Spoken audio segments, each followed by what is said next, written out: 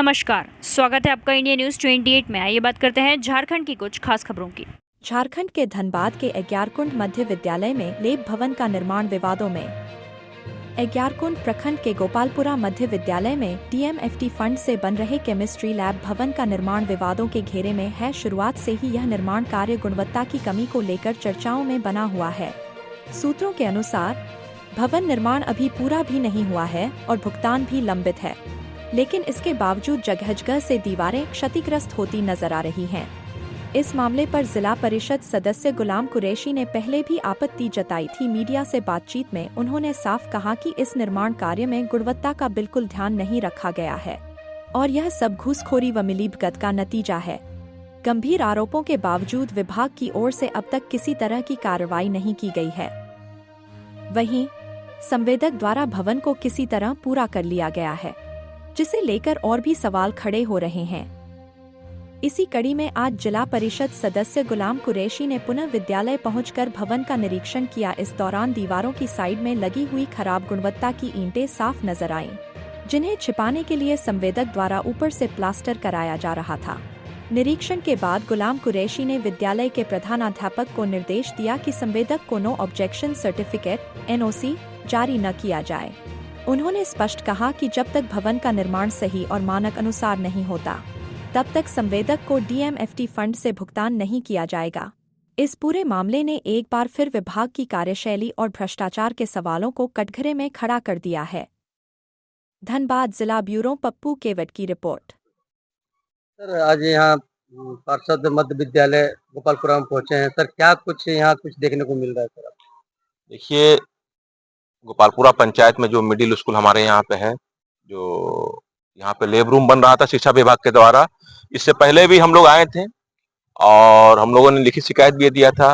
तो हम लोग बीच में आना इसलिए बंद किए इस मैटर पे क्योंकि बड़ा बड़ा नेता लोग इसमें आने लगा था। तो हम लोग को लगा कि बड़ा बड़ा नेता जब आ रहा है तो भाई कुछ ना कुछ कार्रवाई होगा, लेकिन ऐसे कुछ भी नहीं हुआ। काम देख लीजिए, पूरा कंप्लीट होके खड़ा हुआ है। अब पूरा का पूरा करप्शन इसमें हुआ है। आप देखिए, प्लास्टर को झाड़ा जा रहा है, किया जा रहा है। इसमें बच्चा लोग लेब टेस्ट करेगा। बोलिए, अगर कुछ घटना घटेगा इसका जिम्मेवार कौन होगा? तो मैं यहाँ के जो प्रिंसिपल सर है, इनको मैं यही रिक्वेस्ट करने आया हूँ कि यहाँ का एनओसी इनको नहीं दिया जाए। इस ठेकेदार को एनओसी नहीं मिलेगा तो खुद से आकर के फिर काम को देखेगा। और डिपार्टमेंट से मैंने कहा भी था कि ये जो ईटा का यूज हुआ है, इसमें सीमेंट यूज हुआ है, जो रड, टोटली करप्शन है। आप देख लीजिए, जो ईटा यूज हुआ है, हमको लगता है कि एक दो पानी बरसात होगा तो ऐसी धंस जाएगा।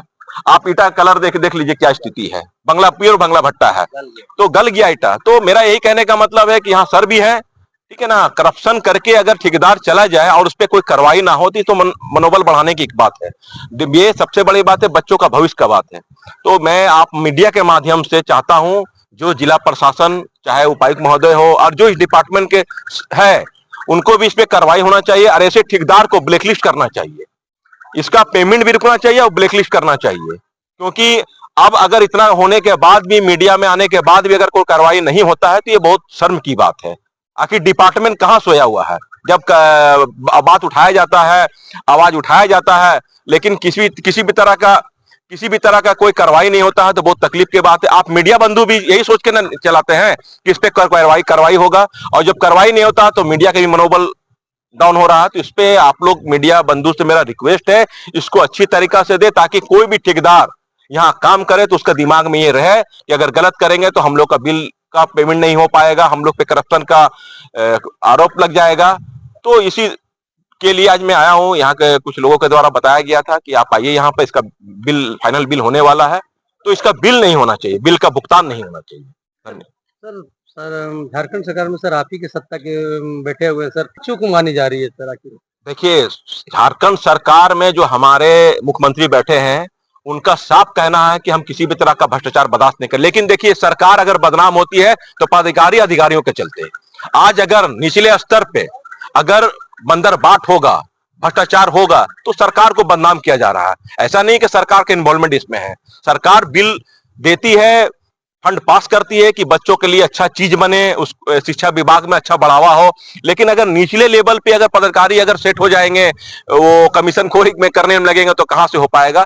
तो मैं रिक्वेस्ट करता हूं, हम हमारे झारखंड सरकार से भी रिक्वेस्ट करना चाहते हैं कि ऐसे अधिकारियों पे कार्रवाई हो जो इस तरह का करप्शन को बढ़ावा दे रहा है।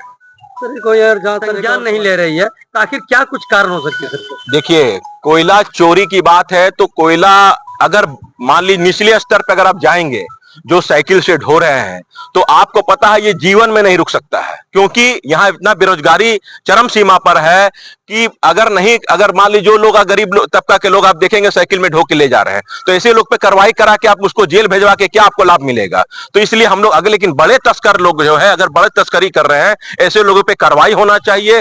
वैसे कोयला तस्करों पे कार्रवाई होना चाहिए जो झारखंड सरकार को आपका राजस्व की हानि दे रहे हैं, जो आपका राजस्व का नुकसान कर रहे हैं, ऐसे लोग पे कार्रवाई होना चाहिए।